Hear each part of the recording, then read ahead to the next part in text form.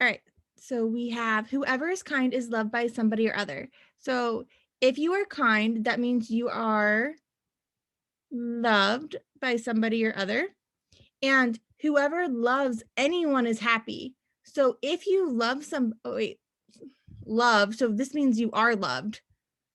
How do I show this? Okay, so you are loved, okay?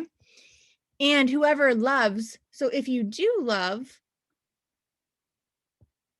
so whoever loves anyone is happy. So then we're trying to conclude that it follows that whoever is kind is happy. I don't normally diagram a whole lot. There's normally one, maybe two questions that I diagram on the test. I do diagram more on blind review because I think it's helpful to visualize it. But on the test, I sometimes make mistakes to be honest, I make mistakes from diagramming, but I practice it in my blind review. All right, so our conclusion here is that whoever is kind is happy. What kind of question is this, Janelle? Sufficient assumption. Yes, because we have if and assumes. And Laura, don't I wanted you to come to class tonight. Laura just started working with me. She's new to studying. Don't be overwhelmed by all these question types. We'll walk you through them and get it. So don't freak out like, oh, I don't know. Like it's totally fine. Okay, thank you. Okay, so what is the goal of a sufficient assumption question? To 100% guarantee. Yeah, guarantee that whoever is kind. So it's like a super, super, super strengthened question. We want to get all the way to that rock. And Laura's turn. We want to get to the rock. What will get us to that rock?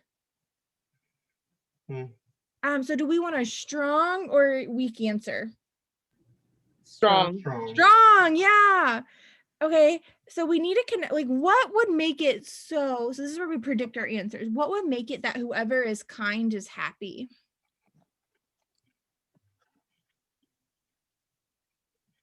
Whoever loves everyone is kind. Whoever loves. Oh, whoever loves Everyone is kind?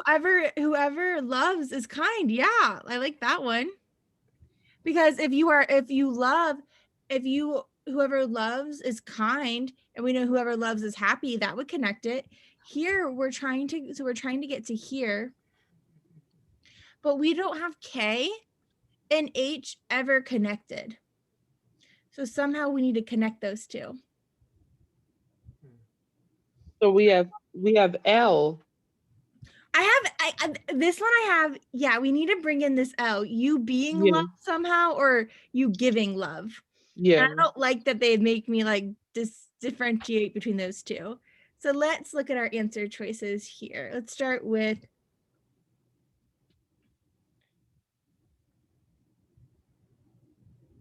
okay, so I'm gonna go through all of them. Whoever loves someone loves everyone.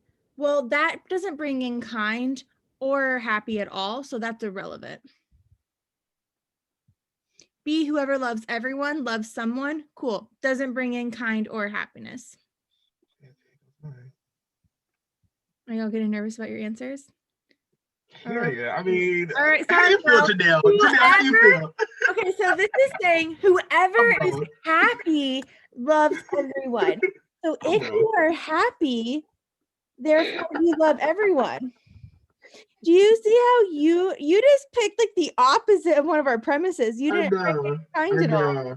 So it's you're right. Right. All right, and unfortunately, Laura, you kind of did the same thing, but with a different one. Whoever loves everyone is kind. Once again, we're not bringing it. We need to bring it. We need to connect being kind. Like we need to somehow show why kind and happy are related, right? So it's not E, but what about if whoever loves no one is loved by no. Wait, what? You mean it's not? Sorry, my computer froze. Oh. Sure, okay. Okay, so we're trying to say it follows that whoever is kind is happy. So what happens if it's true? This is a level 5. This is the hardest question on the whole test, by the way. And if I I know. was taking this test, I would honestly 100% get to the answer by crossing off all the wrong answers. Okay. Wow, I was between FYI. C and D. I was between C and D. So like, how do I? Because if whoever is happy loves everyone, it doesn't bring in kindness, which it would need to, which we're going to figure out why D is correct. But I can easily see, it's easier for me to see Doesn't bring why it in. C is wrong than why D is wrong. Because D doesn't bring Right. in kindness either. But C, I know, like, whoever is happy loves everyone. Well, that doesn't, in my diagrams, that doesn't help at all. Mm-hmm. So I would give myself a chance just by selecting D. Mm-hmm. But let's figure out why. Let me see if I can figure out why D is correct. I'm just kidding. Okay, so whoever loves no one. So if you do not love anybody, so YL no.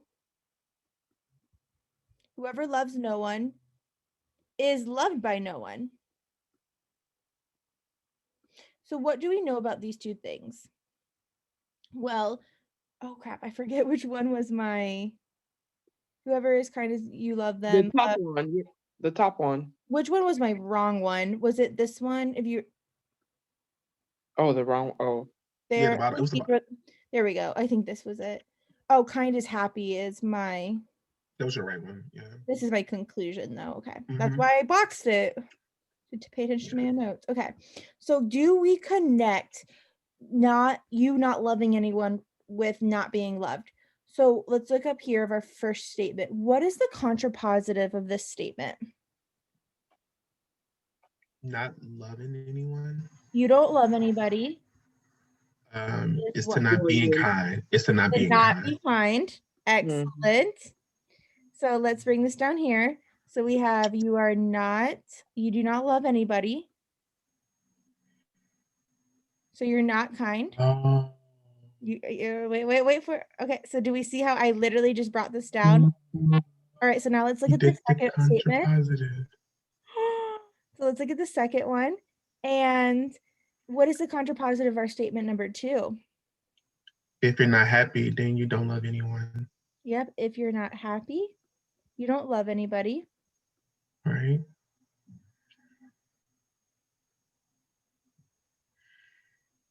Mm-hmm. So let's bring this one down. So if you're not happy, you don't love anybody. Mm.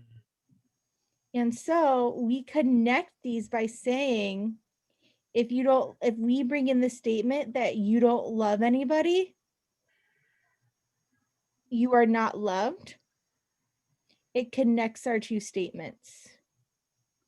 Wow. Whoa. Which is why it's D. Yeah. So let me ask you a question. So would you have diagrammed this on a real test? No, 100% not. You would Well, not. actually, no, sorry, I take that back. I would not have diagrammed D. I would have diagrammed like I said, I don't diagram many questions. This one I would diagram because it's short. I diagrammed the paragraph. Yes, there you go. Yep. I would Yeah. have yep, you're right. I would have diagrammed this. I would have diagrammed I this, did. and I would Yeah. diagram this. I would have known A, B, C, and E were wrong. I would have selected D and moved on. Truly on the test. Yeah, because I diagrammed too. I didn't come to like a. I would not diagram all of this. Yeah, I was between C and D. That was the hardest for me. I would diagram if I couldn't determine it. Like if I couldn't narrow it down, I would have, like if I needed to do this to find the answer, I absolutely would, which is why I practice this in blind review so I know how to do it if I need to. But what was the point of doing it if I knew that the other 4 were wrong? And I knew, Right. like I knew the other 4 were wrong. It wasn't like I wasn't unsure. Like I crossed them off pretty easily.